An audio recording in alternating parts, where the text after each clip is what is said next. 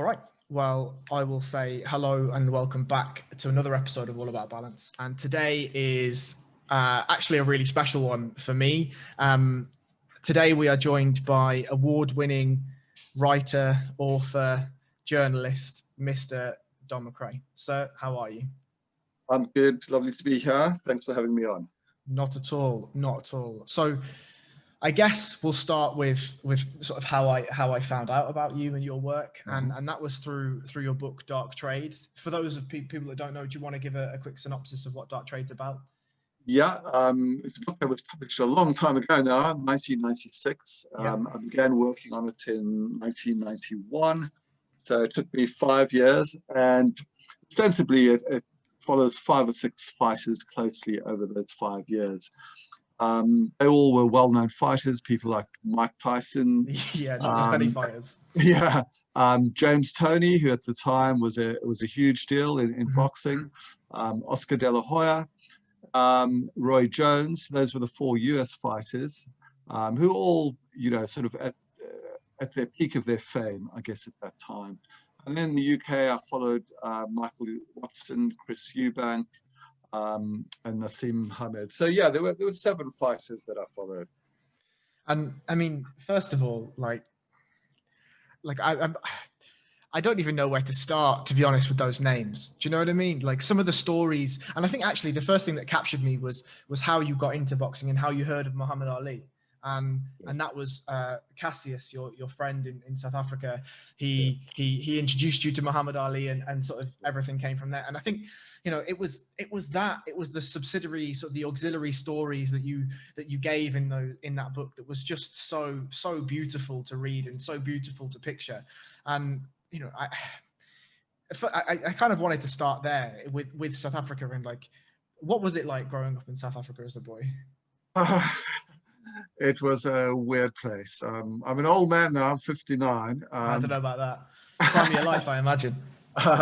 So I lived. So as a little boy, it was the 1960s, and then obviously going into my teenage years, the 1970s, and apartheid was embedded in South Africa, and it looked like it would never end.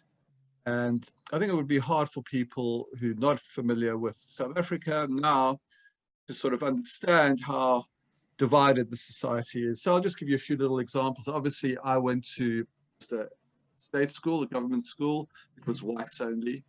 All hotels would be whites only. All bars would be whites only. All buses would be whites only. Of course, black people had what was called non-white buses, non-white trains, and so forth. So the segregation was just so intense. But I was kind of, when I say oblivious to it, I mean, obviously I was aware of it as a little boy, but I didn't think about the consequences of apartheid for other people.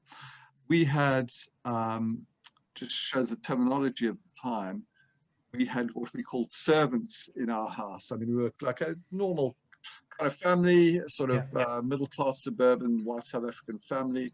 So we had 2 black women working in our house. One was a live-in maid or servant, as the word was used. Yeah, it was part of the family, and we became so close to her. And there was an intimacy and a warmth between us, and Maggie was the lady's name. But at the same time, when it came to her having a cup of coffee in the house, she had to have her own mug because she was black. She couldn't have a white mug. So when I look back at it now, I'm just kind of gobsmacked that that's kind of how it was. But it was over the years, my sort of political consciousness developed. I would think when I was about 12, 13, I began to think this is not actually a healthy society, and I can't live here under this sort of system. And by the time I was 17, 18, when as a white person you were compelled to go into the army for 2 years, and then for 9 years following that, 1 month camp a year. And that kind of decided me I had to get out, which was painful because my mother and father clearly did not want me to leave. I was coming to London. I didn't know a single soul in London. I said I was going to come over here to become an author. They said, "How do you do that?" I said, "I don't know." Good question. it's going to work out. And so, you know, being a father now and my kids sort of in their early 20s and late teens, I can totally empathize with how my mother and father felt. They were kind of scandalized and concerned about me. So that's just a little potted history of my past. And I mean, it's phenomenal, really, because I imagine that psychologically, if you, I mean, it's obvious that from a very young age, people's psyche and their views and a lot of the way that they are as a human is molded by the time that they're sort of 7, 8 years old. And to think that you challenged yourself and your own psyche at 12 to be like, hold on, this isn't right. This doesn't feel okay. This doesn't feel right. And you were able to change that, I think is really beautiful. And then to go on to sort of live the life that you have and to speak to the people that you have and to spend the time with the people that you've spent, I think is phenomenal. But like, what crossed your mind in those first few months when you moved to London as a budding author with no connections and really nothing but what was on your back? Well, I just think I just had my 23rd birthday, so I was still quite young. It was 1984. And there was initially just a sense of excitement. I could go to subtitle movies, and not that we didn't see subtitle movies in South Africa, but they were few and far between. I could, you know, I was exposed to so much more culture, music, books, cinema, sport as well. And it was just like a new vista opened up for me. So I think that helped combat loneliness and isolation. I was just kind of swept up in this new world. But of course, I'd followed English, British culture for most of my life. So I had a lot of illusions, you know, how England and London would be. And I found it was a much more complex city than I expected. And there was prejudice in London as well, and in other parts of the UK. But honestly, on the whole, I just absolutely loved it. It was phenomenal to be somewhere new. And, you know, I miss South Africa, I miss my mother and father. But I knew I'd made a wise move for me. I mean, definitely you made a wise move given the output that you've had since then, right? And I guess my second question is how did you get into writing? Like what spurred you to become an author? Your way with words is phenomenal, and the way that you paint pictures with vocabulary is beautiful. And like, how did that come to you? I think I just kind of knew that this is what I wanted to do, even when I was young, like 10, 11. I was going to be an author, which is kind of a weird thing to say as a yeah. And I think that was, you know, why I was so lucky. For me, there was no doubt this is what I was going to do, and in a way, whatever it took, I was going to do it. And it was that idealism and naivety of youth, I think, that kind of spurred me on. But if we just jump back a little bit back to, you asked me that, which is such an important question about South Africa and what was it like, and you mentioned Muhammad Ali and boxing, and I think this sort of hopefully will answer the question to a certain extent. Someone like Muhammad Ali changed my perspective on the world. I saw him we used to go to the movies on a sort of Saturday afternoon. I remember from your book, yeah. Yes, and so for people who don't know the book, I would go to the movies, and before that, they would show sort of footage from overseas news bulletins. And for us, we had no television. So to see images of New York or London or wherever it was, Berlin, it was just such an eye-opener. And one sort of Saturday afternoon, it showed footage of a Muhammad Ali fight against a guy called Cleveland Williams. Famous fight. Yes, and he was almost kind of, and obviously I wasn't thinking in these terms, but looking back and having seen the fight many times since then as an adult, he was kind of balletic in his movements, so fluid. I think that didn't kind of capture me. I think what captured me is the way he spoke after the fight. And he was shouting and he was funny, but he had anger too. And I was thinking, oh my God, this is a black man saying these things. And in this fight, he kept punishing his opponent and calling him an Uncle Tom. Yeah. Because Cleveland Williams, his opponent, insisted on calling Muhammad Ali Cassius Clay, which was his old name. And Ali obviously had converted to Islam and was, had a political consciousness. It was insulting to him that his opponent kept calling him Cassius Clay. So he punished him and hurt him. He really then did. afterwards explained this. So, as a little boy, obviously I didn't understand the complexity of thought or even the language he was using. I was just amazed by this man talking in such a bold, audacious way. And that's when I kind of I fell for boxing. I thought, I gotta know more about this whatever it is. I didn't know what it was, a sport or anything. And I think the more and more I got into things like boxing, it made me think more deeply about many things. And I wanted to find the words to articulate the feelings I had within me. So I think I owe quite a lot to boxing. I think I would have been a writer anyway, even if I didn't like boxing. But I think boxing was the key to open the door for me. So I want to challenge you on two things that you said there. The first one is, I'm not even sure it's fair to call Muhammad Ali a man. I think he's a monolith, really. Do you know what I mean? Like, he's really the first, or one of the first combat sports athletes that transcended the game and made it. I mean, it's very difficult to sum up combat sports in a sentence, but combat sports is both incredibly visceral and also artistic in its fashion of violence, right, and damage. Yes. And I think that you articulate that so beautifully, especially with the Michael Watson story, and to an extent the Chris Eubank story too. And for anyone that hasn't, I implore you to go out, buy the book and read it.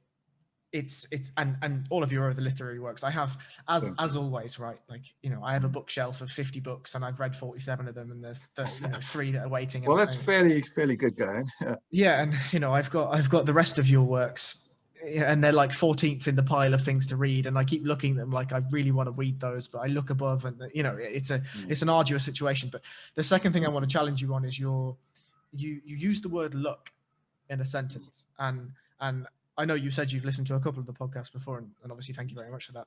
But I have this real disdain for the word luck. I think it's really lazy English, and the reason why I'm going to challenge you on it is because you said that you felt it was lucky that you always knew what you were going to do, and you then went on to say that your youthful naivety and exuberance pushed you to where you are, and that's just not the case, right? Like a man to change his political consciousness at 12. Leave his family and go to a city that he knew nothing of, with no friends, to chase a dream is nothing to do with luck, right?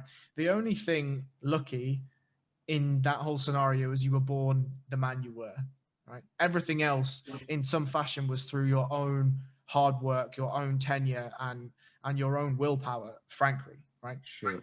So I thank you. That's kind of you, but I'll challenge you back that I think sure. What I meant by luck,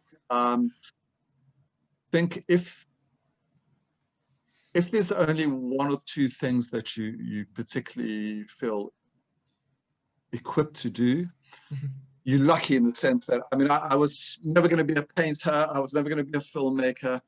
My visual sort of senses were not developed. So it was kind of obvious to me, this was one thing I knew I could do. I could use words. So that's what I meant, that in a way there was no diversity of choice. This is what I felt I could be good at. So that's kind of what I meant by luck. As for the Ali, I also I accept totally what she's saying, that he's this kind of monolithic force. But ultimately, I think why I love fighters and people like Ali is that fundamentally I've learned the more I meet them, the more it's the humanity in them that fascinates me. Yeah. And Ali is an enormous, complex figure. And I think, especially since his death, there's been a tendency to deify him and to sort of, we all kind of adore him in many ways. But I think we can't forget too that Ali could be a vicious person. He hurt people. He was not kind always to those who loved him. So he was like all of us, full of flaws and full of mistakes and complexity. But yeah, I think we both fundamentally saying the same thing. So good I to have agree. a little debate there. But yeah, I take your point. And I think you illustrate that notion so well in the way you depict Mike Tyson, right? Because the same is said of Mike Tyson. Obviously, the political standpoints and those kind of things are different when it comes to Tyson, but people revere Tyson in a similar fashion to Ali. Yes. And yet Yes. you pull no punches, pardon the pun, on your documentation of the flaws of Mike Tyson, right? Yeah. And I don't know, do you follow MMA at all? I do. Okay. Only just to give you some context. I was quite stupid for many years that I sort of didn't give MMA an opportunity, and Sure. I thought boxing is holier than thou, and Sure. boxing is full of the legacy of these amazing fighters going back to Jack Johnson and others, and MMA didn't kind of have that. That's true. But I've over the last 4 or 5 years, I've followed it, and gosh, there are some firstly amazing fighters, but the people within MMA are as compelling and complicated and engaging in many ways as boxers are. So I'm totally open to MMA. So the reason why I wanted to ask you that question is, have you yet caught? We're recording today on a Monday, and there was a fight night on Max Saturday. Holloway. Max Holloway versus Calvin Kattar. Yeah. Have you watched that fight? I haven't, but I heard Max gave one hell of a performance. So to give a little bit of context, Calvin Kattar was ranked number 6 in the featherweight division. The featherweight division for the longest time has been one of the strongest divisions in the UFC, and Calvin Kattar is absolutely no joke, right? Prior to Saturday, was definitely seen as the best boxer in that division, and one of the best boxers in MMA, period. And Max went in and put on one of the I tweeted at the time that I think that was the best performance I've ever seen, a single performance I've ever seen from any MMA fighter ever. I mean, in the 5th round, he stopped looking at Calvin Kattar for a period of about 8 seconds, slipped 5 punches while talking to the commentary team and Calvin Kattar's opposition team, and still landed punches on Calvin Kattar when he wasn't even looking at him. Wow.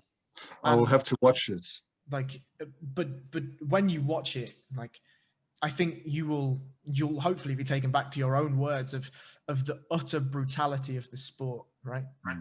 And then the moment that bell rang to I don't know how Calvin Kattar made the final bell, but he did. And at the end of it, the first thing that Max was talking about was love for humanity and love for Calvin and thanking the fans for coming out. And there is to quote Carl Jung, right? A man knows not the extremes of the good he can do if he can't fathom the extremes of the bad that he can do, right? And I think there's no better representation than fighters, whether that be MMA fighters or boxers or whatever.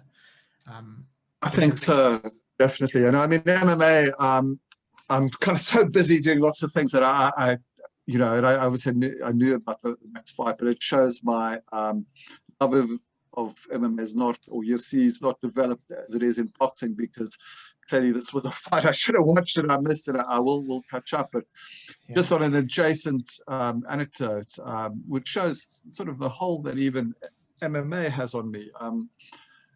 My father died in July of last year. Sorry to hear. No, but it was, of course, sad, but he had lived an amazing life. And I couldn't go back to South Africa because of COVID. And his illness had been so quick. It was COVID. He died within 5 days of his diagnosis. And died in hospital on his own. And he was such a warm and amazing person. So that for me was the pain I was feeling when I got the call at 5:30 on a Sunday morning to say that he had died. In other terms, I was absolutely at peace with it, because He was 90 years old, and he'd had a wonderful life. And It's I'd a just seen phenomenal him, age. a few months before. But why I'm telling you this is that I got the call. My cousin phoned me to say the hospital had just phoned him to say my dad had died. I kind of got up. And it was, I think just after 6 on a summer morning in England. And I was sitting down thinking, God, what am I going to, how do I sort of just think about this and deal with it? And I thought, oh yeah, actually, I taped a UFC fight the night before, Rose Namajunas. Oh no, which one? Against the one she won, her last fight, was it against, I always forget her name, was it Jessica? No, Jessica Andrade. Yeah, exactly. It was a 3-round fight. Yeah.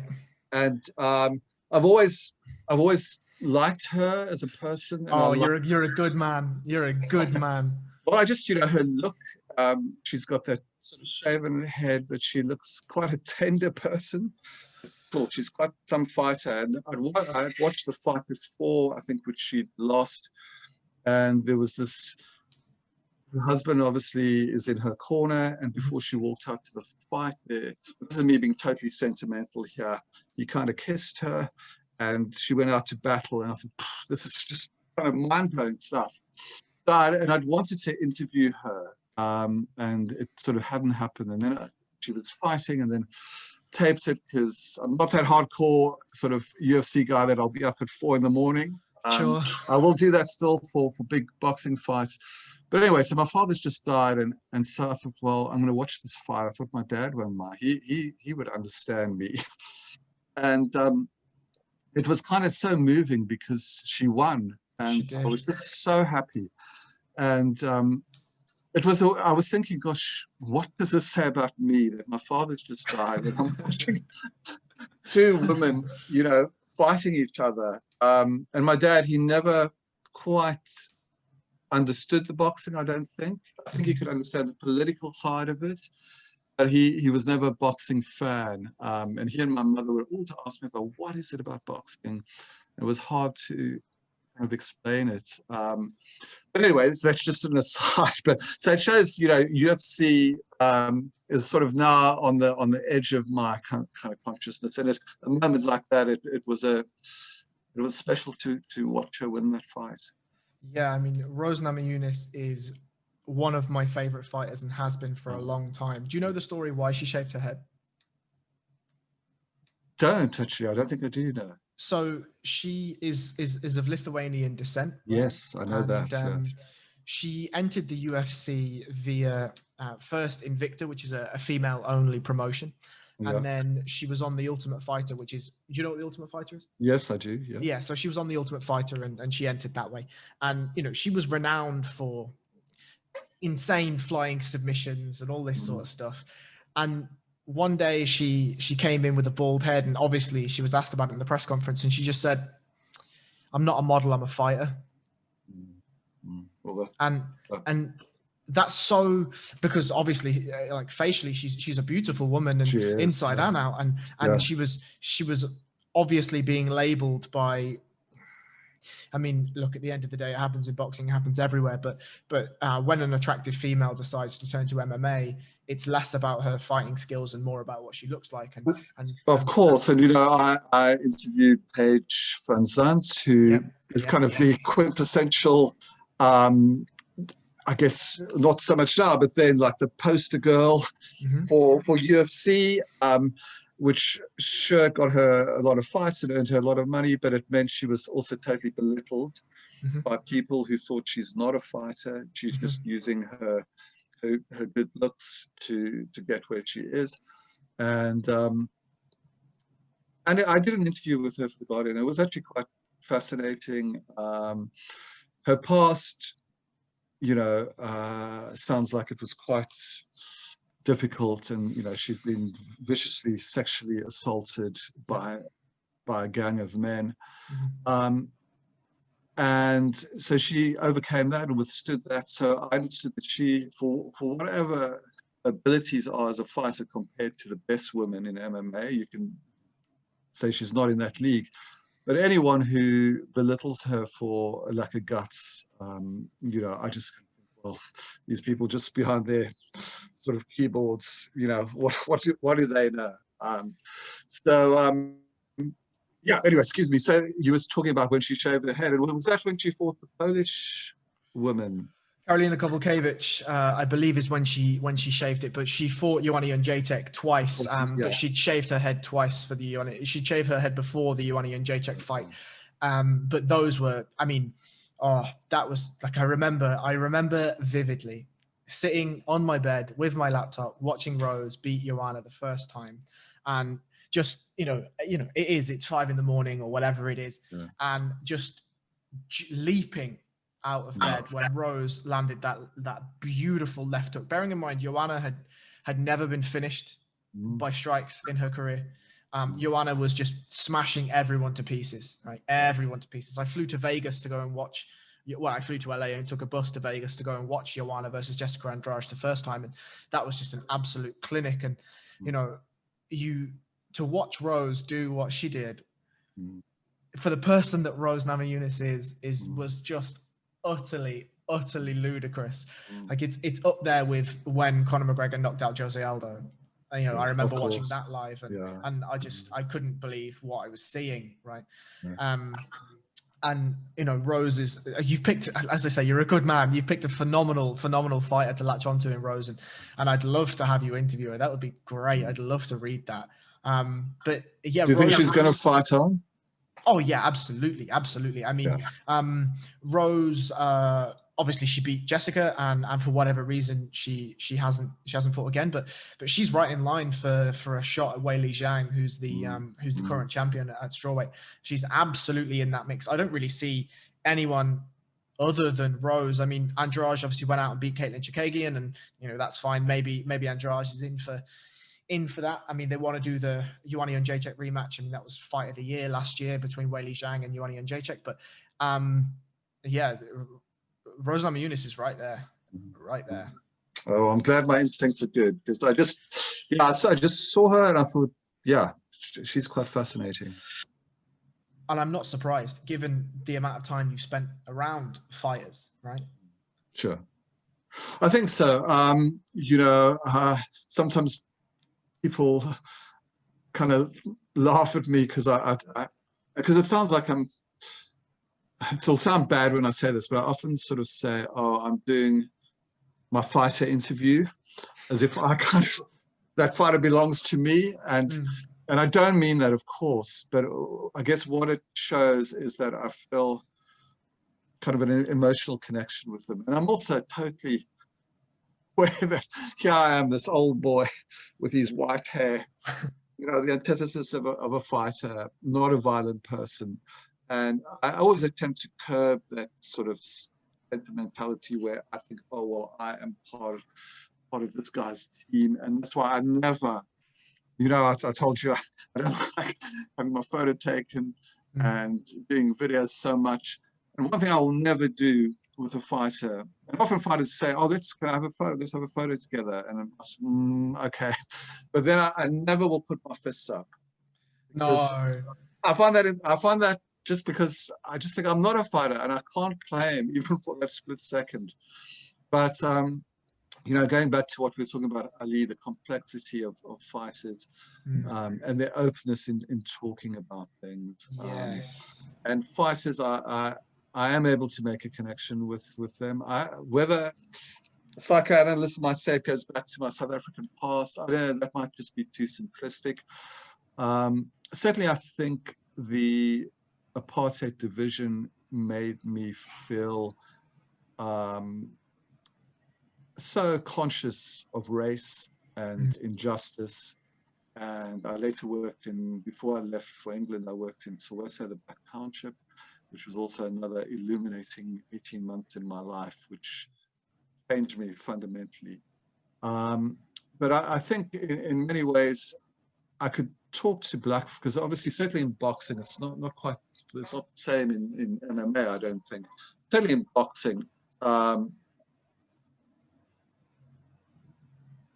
most fighters are black or Hispanic.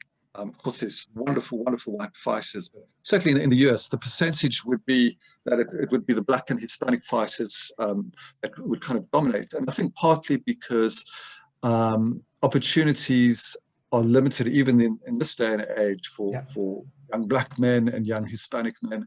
And boxing and other sports and music are ways to carve a new identity for themselves. Mhm. So I think, especially in the US, most of the fights, especially like dark trade times, most of the fighters were Black or Hispanic. And I found I could talk, even someone like Mike Tyson, who is an intimidating force, but I could talk to him kind of easily. And I made no bones about the fact that I was a white South African. And it was a kind of a point of discussion then, especially in the 90s when apartheid was just kind of ending. Nelson Mandela only came out of jail in 1992. And it made the conversation quite fascinating. And they would say, what do you want? South African talking to me? What do you think? And I could just talk about the kind of things I'd seen in South Africa. And I had no fear about going into parts of the US, which I'd be more careful now. But then I would go into difficult places, neighborhoods in cities, whether it was Philadelphia or New York or wherever. And I don't know, I just had this desire to and it wasn't actually, fundamentally, it wasn't about color. That's why I think it's too glib to say it was shaped by South Africa, because there's so many white fighters that I absolutely admire and I'm close to, and I have such a my last book is about, which came out a few years ago, is set in Belfast, and that book is about how boxing was used as a way of unifying Protestant and Catholic community to avoid each other. And there are 5 fighters in that book. One's a trainer, but and he's a key guy, and then there are 4 fighters. And so they were men older than me, in their sort of 60s and 70s. And again, I had this kinship with them because I came out of South Africa, which was a violent society, and where there was a lot of murder and a lot of killing, a lot of shooting. And Belfast was a city that I went to, and I just felt at home there when I first got to Belfast. The people have an amazing, again, it is a sweeping statement, so, the people have an amazing sense of humor. It sounds so condescending, but it is the fact that people in sort of Belfast and other parts of Northern Ireland have lived arduous, difficult lives, and have been able to take the piss out of each other and out of themselves is one way they could stay sane, and perhaps they didn't want to always talk about the troubles. So they wanted to talk about boxing, and they wanted to have a beer or two and have a laugh. More. Yeah, and more. So yeah, it's fascinating. The whole question is why do I love fighters? And I think it comes down to a question of intensity. And the moments before a fighter, it doesn't matter who they are, if it's an amateur boxer or if it's a famous UFC fighter, those moments before they're going to battle are like nothing else, I think. It's magic. Well, it's a dark magic, isn't it? I think it's a magic full of fear. And I've been lucky enough, some top world champion fighters have allowed me to be with them and sit with them on the day of a fight and in the last hours. And sometimes I've even sat with them just before they go out for the first bell and even walked with them. And they are honest enough to say how scared they are. And I sort of admire their candor and being able to talk about things like fear and doubt. And I think that's what fighting does. I think it forces you to face your weaknesses. And a lot of people will be submerged by those weaknesses and will succumb. Most of us, I think, would.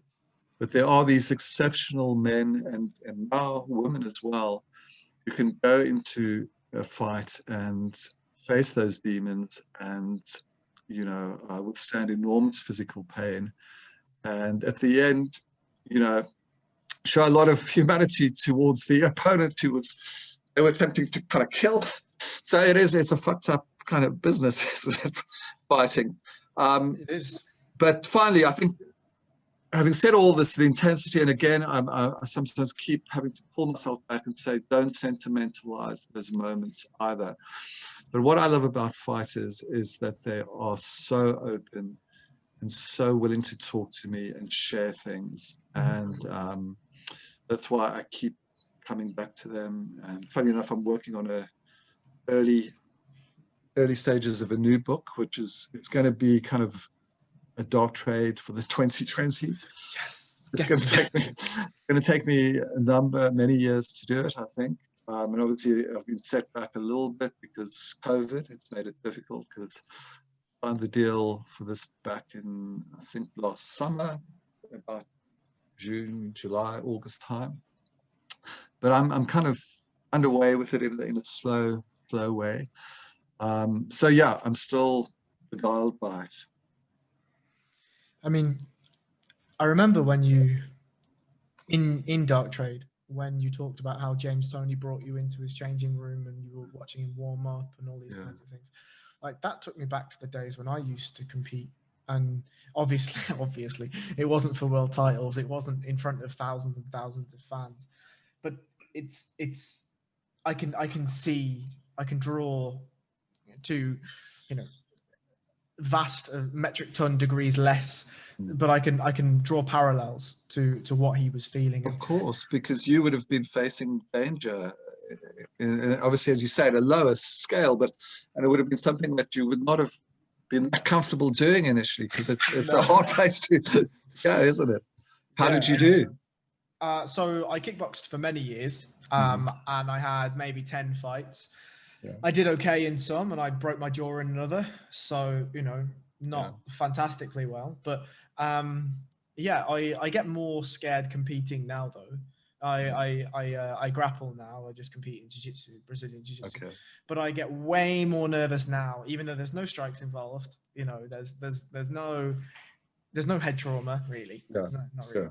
But I get way more nervous now than I ever did when I was a kid competing. And I have no idea really why that is, but I think, you know, the way that I find it difficult to not sentimentalize it myself too. And I've been there and I've kind of done something of that ilk. And I see why you do it, because those moments are so few and far between. They are so precious, and they are so intimate, so intimate. But your point about fighters being open is because a lot of fighters are fucking ruined inside their head, really. Something has happened to become a fighter, to become a fighter, right? And there's oftentimes something traumatic that's happened that's forced them into that avenue of life. And I think that oftentimes has already shown them from a young age the way the world can be. And then when you add to that arduous training and discipline and regimen but also the rigorous and deep relationships that you build with training partners, a lot of the time it rounds people out and it makes them into humble, fantastic humans that I'm sure are a phenomenal interview. But then, you know, there are obviously some outliers that don't fit that mold. But I think on the whole, it's very difficult to be, I don't want to use the word angry. That's not really the right word, but I think it's very difficult to be a dark person when you're putting yourself through arduous physical and emotional hardship every day in preparation for something, you know? Yeah, because I think, whether it's anger or hurt or bitterness, there's something, or just past pain that fighters have endured as young people, I think, or just lack of opportunity. I think that kind of motivates them to work so hard, but they pour so much out of themselves in training and obviously in fighting, that when you do meet a fighter, you know, after a hard session in the gym or after a fight. Yeah, a lot of the shit is gone, and there's a calmness about fights. Not all, of course, but most of them. And I think for all we know, I obviously know much more about boxing, and we know boxing is a diseased, a corrupt world. There's no escaping that, full of lots of bad people. Most of them not fighters. No, the fighters can also do bad things, and I've been speaking more and more also to managers, promoters, and I sometimes hear their perspective and how fighters can also put the knife in the back of someone who has worked with that fighter for many, many years. But yeah, I would say 90% of the time, I think it's the fighters who get exploited. So boxing is a nasty, nasty business. But yeah, I can hardly, certainly I could count on one hand the number of fighters who have been disappointed in terms of I'm going to meet them and sort of interaction I've had with them. 95% of them have been absolutely phenomenal in their openness and willingness to engage with me. So I guess that's also why I love it, because it's almost easy. I just have to ask a couple of questions, and because I think people, unlike say you and me, who's so steeped in this these violent forms of business or sport or art, whatever you want to call it, people who don't understand or haven't been exposed to it automatically assume fighters must be stupid people and that they're unintelligent because it's just a bad thing. Want to punch someone till you knock them out or choke them out. But actually there's a eloquence in fighters that still even now sometimes shocks me, because these are often men or women who haven't much education. But I think possibly because the adversity they face as fighters forces them to examine themselves deep within and ask difficult questions of themselves, like, why am I scared? Why am I going to do this? And those simple existential questions almost force them to find language that moves beyond just the mundane. And sometimes fighters can be quite poetic.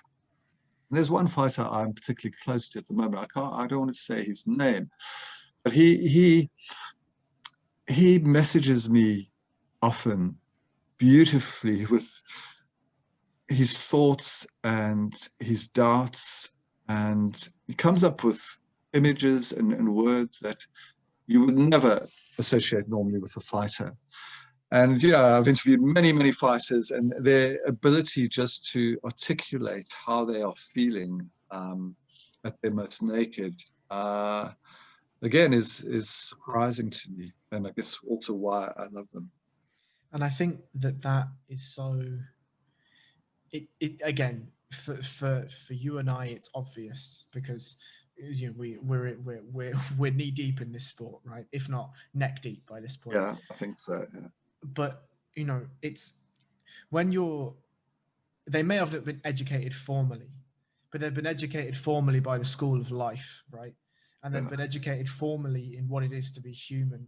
And when they're so in touch with those emotions day in, day out, all of that facade ego is just stripped away. Like, you know who Donald Cerrone is? No. So he's a MMA guy, is he? Yes, Donald Cowboy Cerrone. Yeah. Legend, absolute legend in MMA. And he's had 50 MMA fights, right, at this point. And that's ludicrous amounts of MMA fights. But sure. But even now, before fights, he'll tell you that he throws up in the back and he tells his coach, I don't want to do this. Like, just call it off. I don't want to do it. I don't want to do it. Like, I'm done. I don't want to do it. Even after 50 fights. Yeah. And he says, sometimes I can swallow those emotions and I can go out and I can put on a good performance. And there's times when I'm walking to the cage and I tell myself, I can't do this. Like, I can't do this. It's too much. Like, I can't do it. And he loses those fights, right? And that's been the way with Donald forever, essentially. But it's just a man, and this is a man that does like extreme sports in his personal life just for fun. to see how close he can get to death just for fun. And then it comes to something that he's so well versed in, so well skilled in, and he finds it so intense. Even he finds it so intense in those situations that he calls himself out of it, essentially. And yeah, the vulnerability that they're willing to show people like yourself, the authors and reporters, is just phenomenal, utterly phenomenal. It is. And I think that just makes it so much more complex. I think if it was just two kind of machines punching each other in the head, I couldn't get absorbed in it. But it's again a cliche here, the light and shade. But it is, and the violence, as we touched on before. I mean, in obviously Dark Trade, Michael Watson, who was someone I admired and liked, but was plunged into a coma for many months, and then could not walk, and then was in a wheelchair, and his life is still clouded by it, but he still loves boxing. So there have been many times I've wanted to walk away because of what boxing does. Another book I did called A Man's World is about a world champion boxer in the 1960s called Emil Griffith, who was actually gay. So the book is about the complexity of being a gay boxer at a time in the 1960s when homosexuality was banned in all states in the USA except Illinois. He killed, effectively in inverted commas, killed his opponent, Benny Perret, who was a Cuban. He fought for the third time in 1962, Madison Square Gardens. Before the second and the third fights, Benny had taunted him as American, which is kind of Spanish for faggots. Yep. Bill was a gentle person who actually would have loved to have been a milliner and made ladies' hats, but he had this artistic ability as a boxer. But his anger came to the surface, and on the third fight, it was a long battle, and he beat Benny so badly that Benny slipped into a coma and lost his life. Neil, I met him only towards the end of his life when he was kind of comatose himself. His eyes were open, but the dementia was so bad that he couldn't talk, and he had fought too many times, and by all accounts, a wonderful person and a gentleman, but boxing did this to him. Boxing also gave so much to him. So it's this constant boxing can give to people who have sometimes scant opportunities, and what boxing can take away from them. So I'm always cognizant of the damage boxing does. But so then the question comes, how can you, in all good conscience, continue to support it? And I guess my only answer is that it's the fighters themselves who I kind of hopefully document their words, which explain why they do it. They are conscious of the danger they themselves are in, and of course they are acutely conscious of what they can do to other people.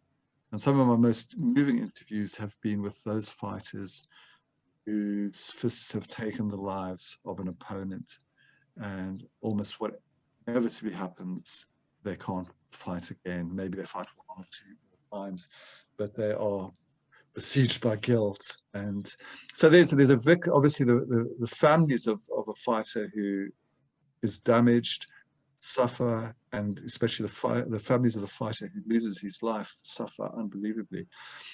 But the same thing happens to people like Emil Griffith, who his fist took the life of Benny Perret, and he lived with us for 40 years. And it was only towards the end of his life, when he met Benny's son, who kind of gave him absolution and forgiveness and said, "We don't blame you," that he came to some kind of peace. So it's a dark and complex business, isn't it? It really is. And in MMA especially, like MMA is, the UFC as a brand, as an organization, is only, it's nearly 30 years old. Obviously, MMA has roots in Vale Tudo, but really the UFC was the first organization at which that really blew up the sport. And now there's bountiful amounts of promotions, and there hasn't been there hasn't yet been a death from infliction of punishment per se. There's been deaths from weight cutting, and that's kind of the elephant in the room as well when it comes to combat sports, is weight cutting. Of And course. it's something that's publicized a lot more in MMA than it is in boxing, although Yeah. it's just as rife in boxing. Of course. But you know, there was a gentleman called Joao Carvalho who passed away due to an extreme weight cut, and then he managed to get to the octagon. But when he got to the octagon, he was so dehydrated that he passed into a coma, and he passed away as well. And that was you know, just an awful tragedy. But you know, there's, like we talked earlier about Max Holloway and Calvin Kattar, and I tweeted this again, and this has been stuck in my head, revolving around in my head since Saturday, and that's that we should bask in the glory of Max Holloway's performance. We really should.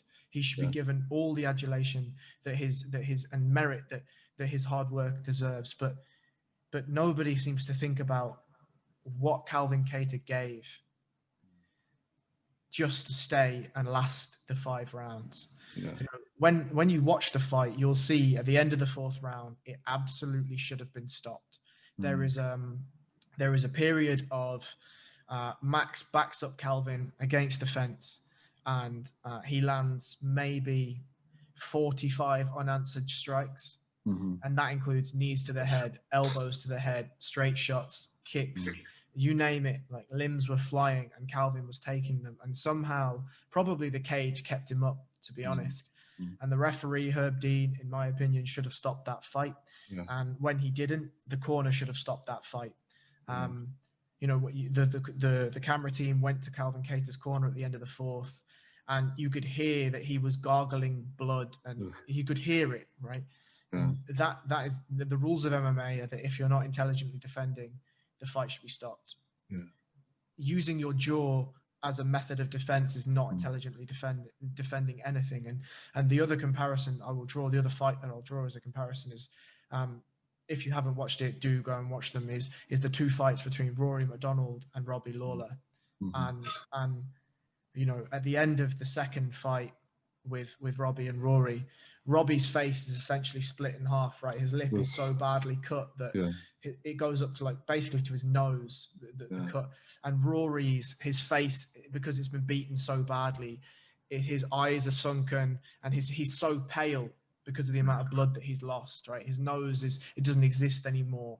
And in the end, it was a straight shot. I think it was a jab. I can't remember too well, but and Rory just collapsed, right? And that was it. Like, he just literally, he had nothing left.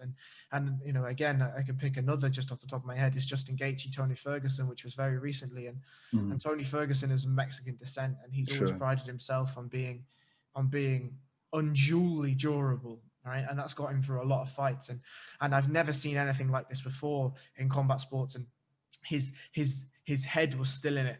Right, his head was still pushing forward, still taking shots, but his body involuntarily just shook, and his head shook, and his body turned away, and you could see he was willing his body to turn around and take more punishment, but it just wouldn't let him, and that takes years off of these people's lives, and it takes years away from their families, and it's not spoken about enough, right? And obviously that's part of the allure. The part of the allure is the punishment, it's the damage, it's the visceral nature of the sport. But you know, you speak about the darkness of boxing and the darkness of MMA, and it's just not something that we take for granted. It's something that we take for granted with these people. We do. And I think an important point I was saying earlier, as you can tell, my knowledge of MMA is limited. And as I said, I'm catching up. But years ago, I wouldn't kind of watch it just because I kind of was listening to what people who didn't know MMA were saying, that it was just pure, it was just naked violence, because you'd see a guy into the floor and just being pummeled, and you know, that's all I was kind of thinking, God, this, where's the, in those corny boxing terms, the sweet science of boxing? But actually, what I quickly worked out is boxing is far more damaging than MMA.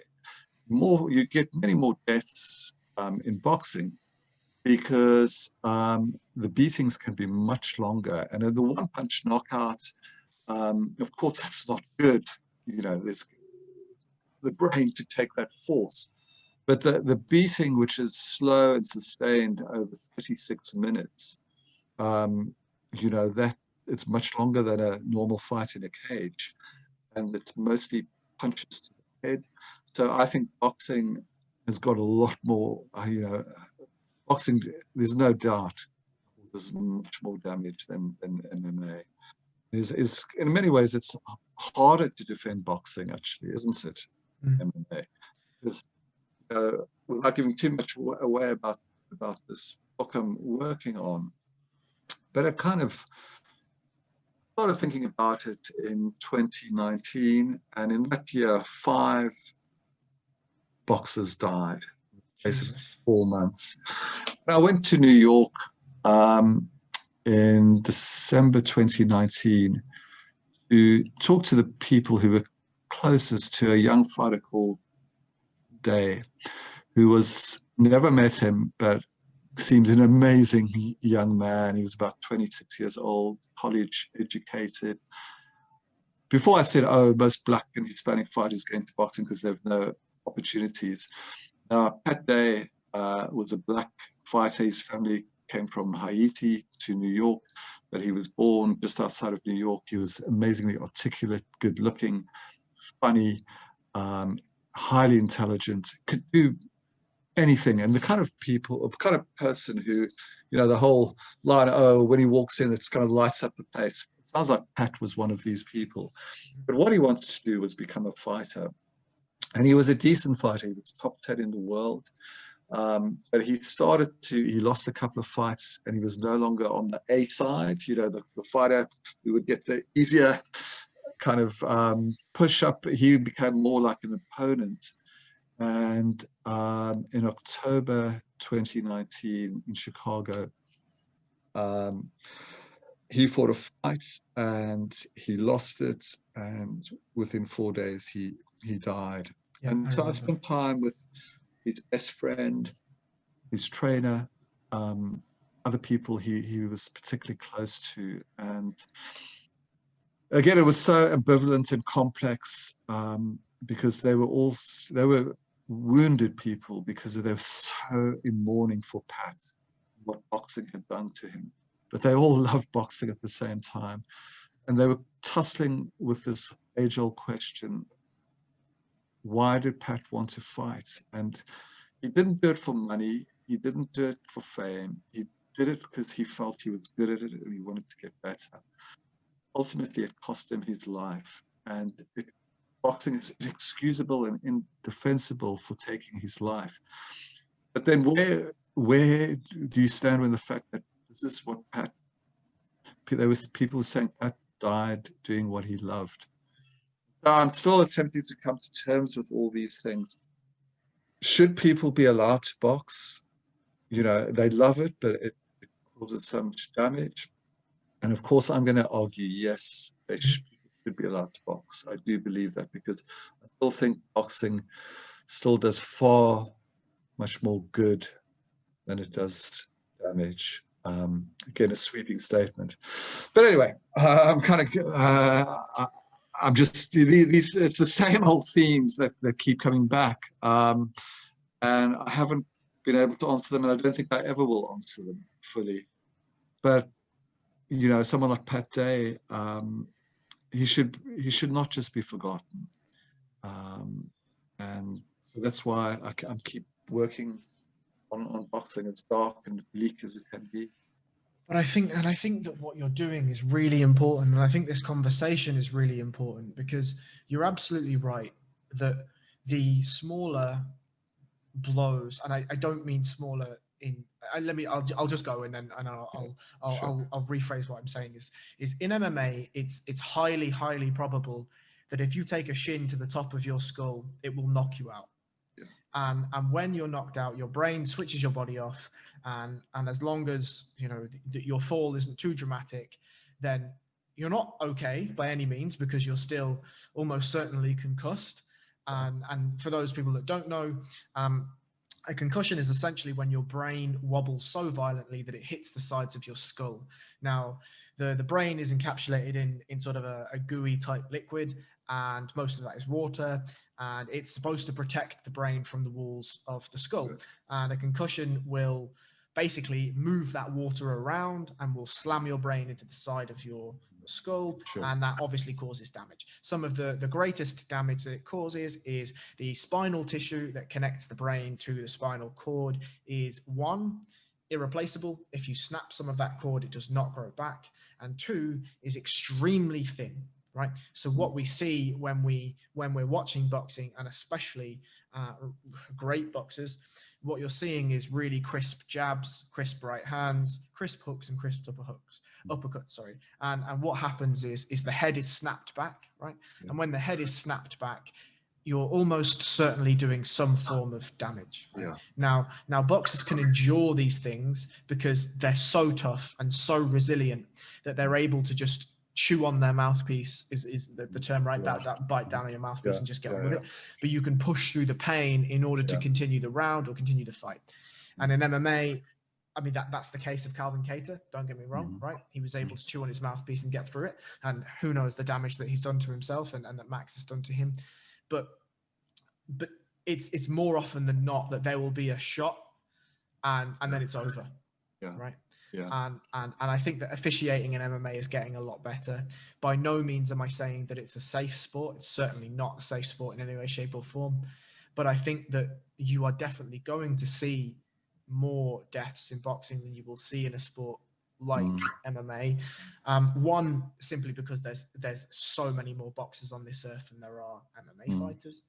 But also because of the way that the sport is regulated. And I think, you said what can be done about it. I think there are a couple of things that can be done. And one is the eradication of weight cutting. Yeah, because, absolutely. Again, because once, you explain to people, because that's the key issue in many ways, isn't it? Yeah, so one of the big problems of taking blows to the head is weight cutting. The reason why that's a huge problem is because when you're weight cutting, the final part of that weight cut is generally a dehydration phase, and that's what's called a water cut.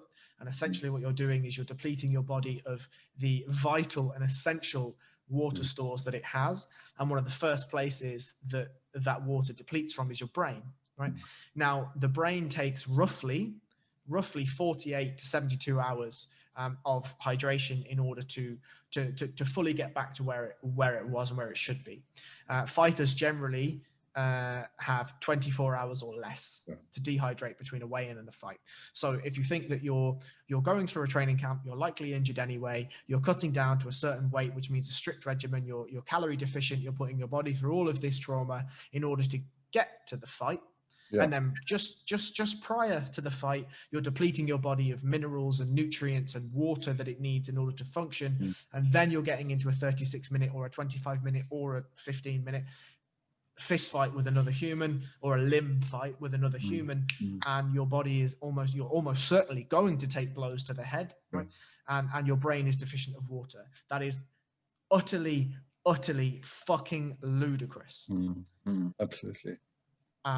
And I have weight cut myself. I've gone from 70 kilos to 57 kilos previously, and I can tell you that it's not fun, and I can tell you that you do not perform anywhere near where you can perform previously, and yeah, it's very, very dangerous. It's very, very dangerous. Like the best way that I can give it to people in layman's terms is Don, let's say me and you were scheduled to compete. And I said to you, how much do you weigh, Don? And you say, oh, I'm about 75 kilos. And I say, oh, I'm about 75 kilos as well. And then we sign a contract to compete at 55 kilos. Yeah, and you've got to somehow find a way to shift 20 kilos on a... Right. And then me and you step on the scale at 55 kilos. We're all drawn out, gone. There's no water in us. We haven't eaten a real meal in months. And then when we get to the ring or the octagon, you weigh 72 kilos and I weigh 73 kilos. I know. It's just absolutely ludicrous. And then to think in, last year 2020 and this year 2021, I mean, certainly last year I was sometimes with fighters on the day of the fight, and exactly what you said. They hadn't eaten much for days, Mhm. you know, and that's honestly, you know, maybe a little bit of piece of banana or chocolate, and then the whole water thing is just chilling, because you summed up exactly the damage it does to the brain without that fluid to then some form of protection. And yeah, but I can't see it changing with the way the sport is governed. You know, got all these governing bodies, and No. you know, the more weight classes they have, the more belts they can invent, and the more money and sanctioning fees they can lease. So we're not going to solve it, but I think we both think alike, and I think more and more fighters are becoming aware, and I think there's an attempt to calculate more scientifically, but when it just comes down to that, put yourself in a cell or a sauna and just bleed your body until all excess fluid is gone, and you can hopefully make the weight on the. Yep. I mean, I remember cutting the weight. I remember after I'd cut the weight the first time, I sat in the changing room and I didn't have the strength to put my own t-shirt on. One of my friends had to put a t-shirt on for me, and I don't remember getting in the car, driving to the competition for the weigh-in, weighing in, or the drive back. I don't remember anything. Mm-hmm. I only remember the first drink, which was when I got back. And I remember that vividly, but I don't remember everything else. Is just black. It doesn't exist in my brain. Yeah. Well, I guess the body kind of shuts down almost, doesn't it? Yeah. Now I'm conscious on time, so I want to ask you about your writing process. If this is just me being utterly selfish as a man that writes some articles here and there. Like I'm fascinated by your writing process. Okay. Well, you know, I do two forms of writing, I guess. My books, which, as I said, you know, can take anything between 2 to 5 years, and then for the Guardian, I do their sports interview of the week, and I do about a feature each month. So the two kind of are totally different, but in a way they kind of complement each other. And I think in terms of the journalism, the immediacy of a deadline, that almost, you know, each few days I've got to churn out another piece. It does kind of focus the mind, and those pieces are, because they're interviews, and I tend to keep myself out of them as much as possible, make sure that the interviewee has the platform, and even though they're quote led, I still have to find ways to sort of piece the whole thing together. But I work obviously much quicker doing those. And I think also it makes me more economical, because I'm lucky. The Guardian, they can give me, you know, sometimes up to 2,000 plus words, and normally never less than about sort of 1,650 or 1,850 words. And I think that's quite a lot in journalism. For me, if I've interviewed someone for an hour, it's hard to distill it down to that. So I would do about 4 or 5 versions, and version 1 would be 5,000-6,000 words, and then I have to cut. And I think that's where it's so important, is that actually the editing and the cutting, you cut away a lot of the bullshit. So I'm hoping in my books I can become a little bit tighter and more concise, and cut away some of the bullshit. I don't know. I think that there was. I understand what you're saying about removing yourself from the articles. I try to do the same thing when I write my articles. I never use the word I. I'd never try and give my own opinion. I merely give what I determine to be facts, right? And obviously that's I could be wrong, right? Like my facts could be wrong and whatever. But in your books, it just from a reader's perspective, please don't be tighter. I think that obviously I've not read the others yet, but Dark Trade was so beautifully written, and I think it was really illuminating to me to read about you, right, and to read about how you reacted to the situations that you were in, whether it be the first time you met Mike Tyson and you waited hours for him, and then he eventually turned up with 16 dudes and Lamborghinis and Ferraris and this and that, and you were like, all right, Mike, right? And inside your head you were just like, oh my fucking God, this is Mike Tyson.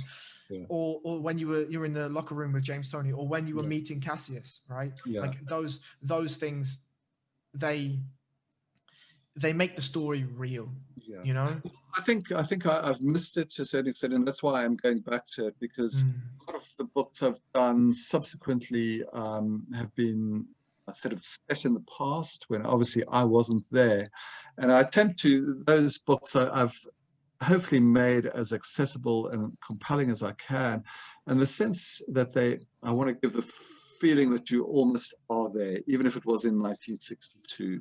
I want you to feel what it was like, and that's why the books take so long, because I do so much research work to talk to people and to, you know, go back and get as much documentation as I can.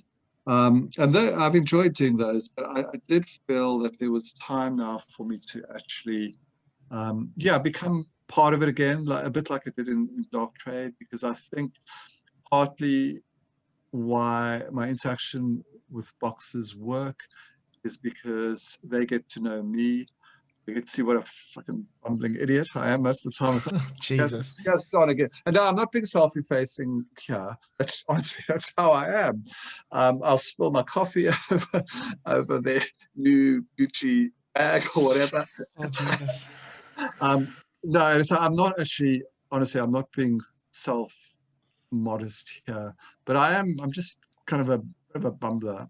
But it actually takes away any walls. I'm not, you know, so much, oh, this author or this old man. I'm actually, it's just old Don, he's back again. And so I think there is scope for me to talk a little bit about myself. And I mentioned my father died. My mother died the year before that. I'm very sorry to hear that too.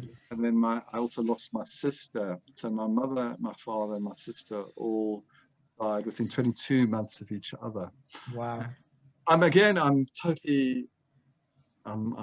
absolutely kind of accepting and at peace with it all. But I'm also going to talk a little bit about loss and death. A cheerful subject, but I think it will be kind of cheerful because, you know, as I mentioned, the thing about my dad dying, you know, what did I do? My dad died at 5:30 on Sunday morning. I heard it about 6:15 that same morning in England. He was in South Africa. And at 6:45, I put on, you know, the night before's UFC. And that was not me abdicating my feelings or not being willing to face up to death and pain I felt. And that subsequent day was kind of a beautiful day in my life because I could talk about my dad and think about my dad. So anyway, these kind of things will filter in the book, but I'm going to be absolutely disciplined, I hope, in making sure that this is not so much about me. I will be a little sideline, but the focus will be about the fighters. Well, I mean, I think that your points on death and these things are really, really poignant. And I think that, you know, as somebody that I lost my mother relatively recently as well, and I definitely didn't take it as well as you did. Sorry to hear that. I mean, look, these things do happen, right? But I think it's important for people to hear about it, right? Because, you know, my mother was obviously an incredibly important person in my life, and losing my grandmother before that was like the greatest thing, the worst thing that had ever happened to me. And it's not until you lose a lot of your family, right? Like predominantly the amount of people in your family that you care about, that life changes, right? Your perspective changes, the way you think about things change, the way you talk changes, just the way that everything works changes. And I think that it's really important that, especially people that articulate themselves as well as you do in written form and in verbal form, frankly, that they do speak about these things. Like I'm not necessarily a religious man, but I know an important person when I hear or see one, and to encapsulate this and even my thoughts on during this podcast is when I read the book, I understood that you were an important person, and I understood that you had some important things to say. And I think that the writing that you do is incredible. And I think that you're a very special human being. And this isn't me idolizing you like a Muhammad Ali or anything. This is just me saying what I think. And I think you have a very unique perspective, one, from your childhood and the people that you interacted with, but two, your views on boxing, the fact that you've never fought before, right? That you aren't necessarily a violent man, and or violent man's the wrong way to say it, but you know what I mean. Yeah. And I think that you're somebody that has done incredible things for the sport and will do incredible things for the sport in the future. So, you know, I write about whatever the fuck you want, frankly. Like, just. Well, I think, thank you. That's kind of you to say all those lovely words. But I think in a way, especially I was kind of girding my soul for the loss of my mother and father. I knew it was coming just because of their age, and they both had cancer. So it was a long stage of facing up to loss. And I think in that time, I also, and as you get older, you eventually get, well, fuck it, doesn't matter what anyone else thinks, I'm just going to do what I want to do. I think actually all my books I've done because I want to do them. I don't think that will ever change. But I think there was a time where, not that I was ashamed of boxing, but I think I just wanted to show myself that I could do other subjects. And that's why, you know, in my collection of books, and the book I love more than any other is about 4 heart surgeons. For me, that's the book I love the most. But I think there was a conscious decision on my part not just to be the boxing guy and to do other things. But fundamentally, as you get older, you just think, well, I'm going to do what I feel best at. And also facing up to the loss of my mother, my father, my sister, you know, you get conscious time is passing. And I think I've got certain things to say about boxing. And actually, this sounds so pompous, but I guess it's about life too, and it's just my own little tiny perspective on life. And I think when I focus on boxing, I can talk about life as I see it and life as I feel it. And so, yeah, I'm excited to be working on this new one. And yeah, conversations like this, yeah. If we both didn't like combat sports, we wouldn't have met, you know. So that's why also boxing, gosh, and for you, MMA, it opens up so many opportunities in life, and you meet so many unbelievable people. Some who you might not like, who you think, oh, this guy's a gangster. But most as we go back to the fighters, mostly we think, wow, what a wonderful human being that person is, and just humbled that he and sometimes she can talk to me about what they do and explain in such vivid and compelling personal detail what it means to them to do that activity. Yeah, again, using that word we touched on earlier, lucky. It is an overused word, but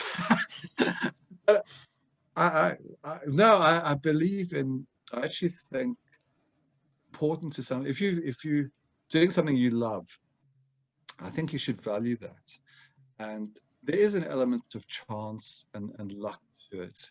Of course, I mean, I get up 6 o'clock in the morning, 6 mornings a week, sometimes 7 mornings a week. I work fucking hard, but I love it. And there's good fortune to do something that you love. You lucky. And I keep on defending that use of that word. I mean, look, we could do an entire podcast of me arguing against luck and you arguing for it, and maybe there's room for that one day. Yeah, no, and I take totally what you're saying about luck too. It's just it's a cheap word, but I think you also know what I'm also. Of course, yeah. I mean, I'm not. I agree. There's definitely fortune in these things. You know, there could be 1,000 people that want to write the stories that you write and meet the people that you write, and they never get the chance to. But you have been able to do that, and for that there may well be fortune. But I again, I do think that a lot of that comes down to tenacity and hard work and being in the right place at the right time, but putting yourself there. And I think that you did that excellently well. Now, again, I am conscious of time, so I'm going to wrap it up here. What I will do before I thank you for your time is offer you the floor to promote anything you want to, give people any social media or emails that you wish people to contact you on if they happen to want to. The floor is yours. People, I'm so kind of touched. I get some nice letters or tweets or emails, and all conversations like this, and it genuinely means so much to me. Like for you, that Dark Trade, obviously was a book that you liked so much, and it makes me think, well, because there are many times where I feel another fucking book on boxing. What the fuck? And then when I hear other people also share my fascination with it, it's kind of uplifting. So people can find me on Twitter. They can follow me in The Guardian. I do a weekly interview there. I have a website which is donaldmcrae.com, and there you can see sort of the 13 books I've published so far. But more important than that, I think a lot of younger writers contact me, and